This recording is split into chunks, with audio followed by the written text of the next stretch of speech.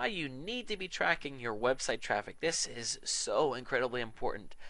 Let's talk for a minute about advertising in newspapers and how frustrating it can be, honestly, because you spend a lot of money on an ad and you have no idea how many people are picking up the newspaper, how many are actually looking at that page, how many are reading it and half thinking about it, how many of them read it and think, I'm going to check it out, but then they forget.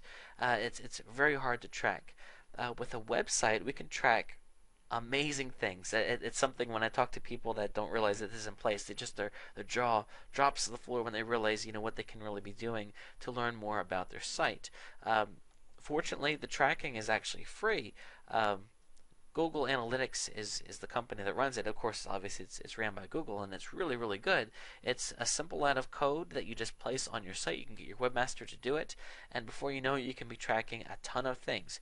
You can be tracking how many visitors you receive daily, monthly, where your visitors are coming from, what pages the visitors are viewing, where the visitors are located, what country they're from, what part of the country they're from, what pages visitors are leaving your site from,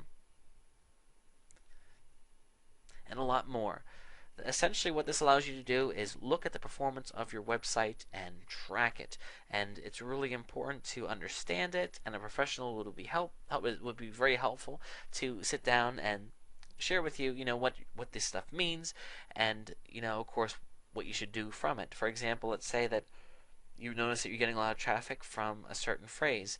I can give you a practical example here. Actually, there was a business that I was working with, and they had a spot. It was a restaurant, and they had a spot on their website for a menu, but they didn't have their menu there.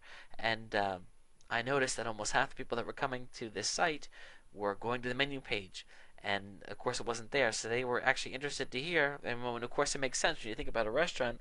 They wanted to see what was on the menu, and that wasn't there. So I would think a lot of these people got frustrated and weren't able to tell if it was their kind of restaurant. So the first thing that we did was we got a menu on there, and once you know it, tons and tons of people were going on it and checking it out. And then my customer loved it because he was able to tell how many people were going to view the page about steaks or the page about burgers or seafood. It kind of gave him an idea of the types of foods that people were interested in online. So again, you look at the statistics, you can see where people are coming from. If you run ads